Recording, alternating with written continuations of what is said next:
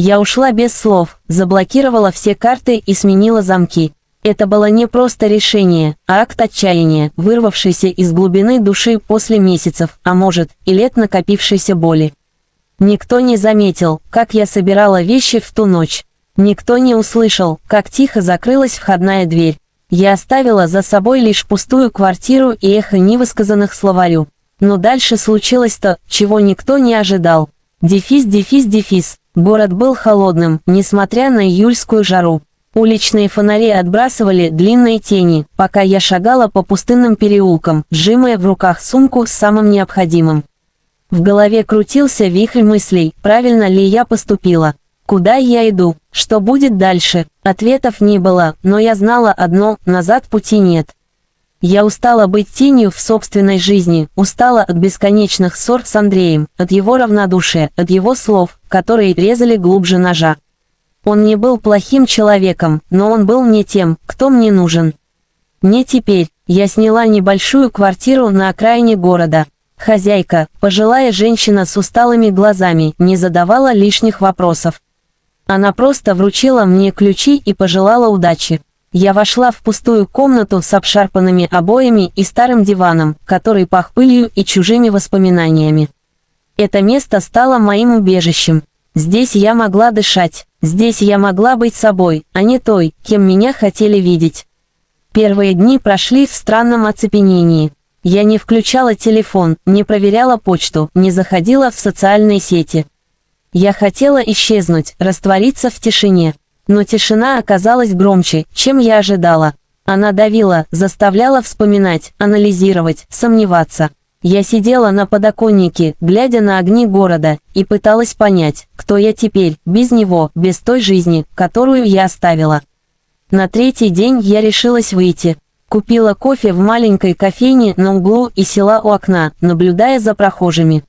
Они казались такими обычными, такими живыми. Я вдруг осознала, что уже давно не чувствовала себя частью этого мира. Мой взгляд упал на объявление, приклеенное к стеклу: «Ищем волонтеров для работы в приюте для животных». Что-то внутри меня дрогнуло. Может, это был знак. Я записала номер. На следующий день я уже была в приюте.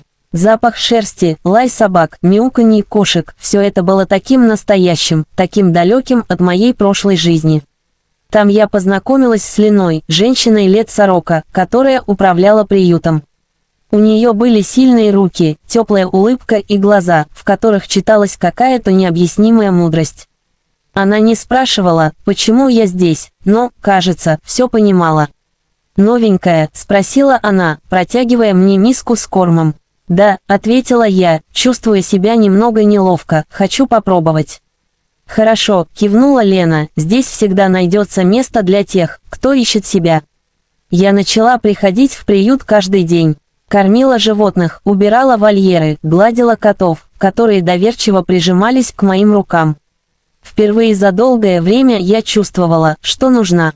Не Андрею, не друзьям, не обществу, а этим существам, которые смотрели на меня с такой искренней благодарностью. Лена стала моим проводником в этом новом мире.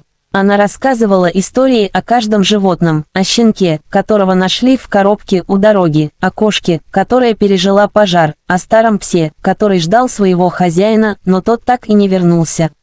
Однажды вечером, когда мы сидели в маленькой комнате приюта, попивая чай из старых кружек, Лена посмотрела на меня и сказала: «Знаешь, Маша, люди часто приходят сюда не ради животных. Они приходят, чтобы спасти себя». Я замерла. Она была права. Я сбежала от Андрея, от прошлого, но все еще не знала, как найти себя. Приют стал моим спасательным кругом, но я понимала, что это только начало. Через пару недель я заметила, что в приюте появился новый волонтер. Его звали Максим, и он был полной противоположностью Андрея. Если Андрей был холодным и расчетливым, то Максим излучал тепло и легкость. Он шутил с Леной, играл с собаками, и даже кошки, которые обычно сторонились чужаков, тянулись к нему. Мы разговорились, и я узнала, что он архитектор, но после личного кризиса решил взять паузу и заняться чем-то, что приносит радость. «Почему приют?» – спросила я однажды, пока мы вместе чистили вольеры.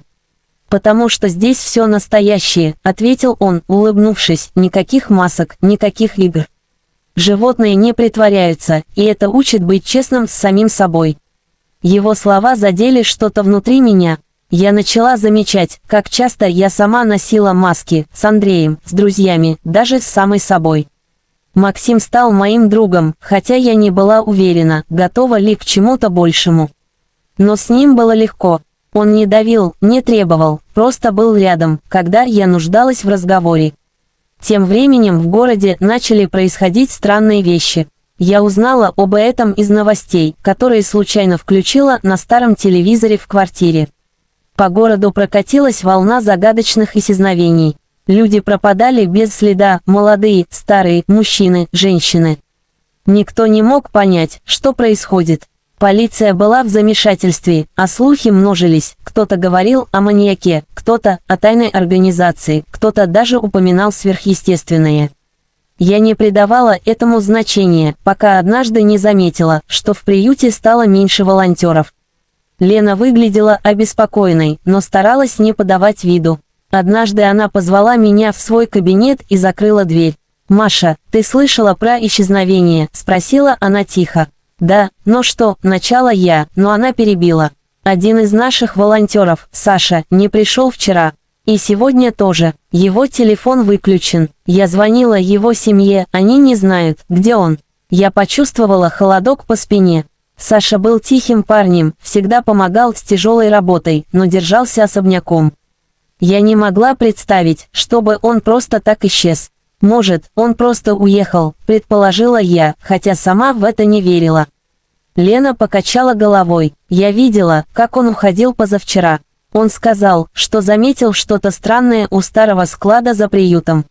Я думала, он шутит, но теперь мы с Максимом решили проверить склад. Это было старое заброшенное здание, заросшее бурьяном, с разбитыми окнами и ржавыми дверями. Ночью оно выглядело зловеще, но мы взяли фонарики и пошли. Внутри было темно, пахло сыростью и чем-то металлическим. Мы осторожно продвигались вперед, освещая путь. На полу валялись старые коробки, обрывки бумаг, какие-то странные металлические детали. «Смотри», – прошептал Максим, указывая на стену. Там были нацарапаны странные символы, похожие на смесь рун и геометрических фигур. Они выглядели так, будто их выжгли на бетоне. Я почувствовала, как по телу пробежали мурашки. Это было не просто граффити, в этих символах было что-то пугающее, почти живое. Вдруг мы услышали шорох. Максим схватил меня за руку, и мы замерли. Шорох повторился, и из темноты показалась фигура. Это был Саша. Его одежда была порвана, глаза пустые, как будто он не видел нас. Он медленно подошел к стене и начал водить пальцем по символам, шепча что-то неразборчивое. «Саша», — позвала я, но он не реагировал. Максим шагнул вперед, но в этот момент свет фонарика мигнул, и Саша исчез. Просто растворился в воздухе, как будто его никогда не было. Я закричала, но Максим быстро закрыл мне рот рукой. «Тише», — прошептал он, — «мы не одни». Мы выбежали из склада, не оглядываясь. На следующий день я рассказала все Лене. Она побледнела, но не удивилась.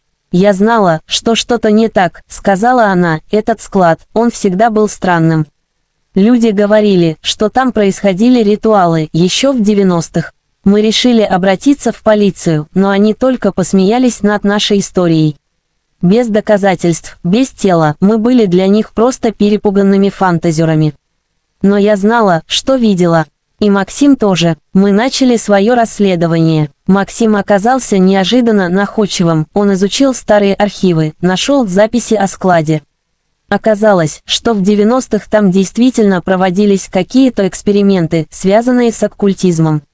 Группа ученых, называвшая себя «Орден Света», пыталась открыть портал в другой мир. Эксперименты были закрыты, но склад так и остался заброшенным. С каждым днем исчезновения в городе учащались.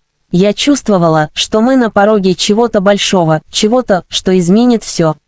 Мы с Максимом и Леной решили вернуться на склад, вооружившись камерами и старым дневником одного из ученых Ордена, который Максим нашел в библиотеке. В дневнике говорилось о ключе-артефакте, который мог активировать символы и открыть портал.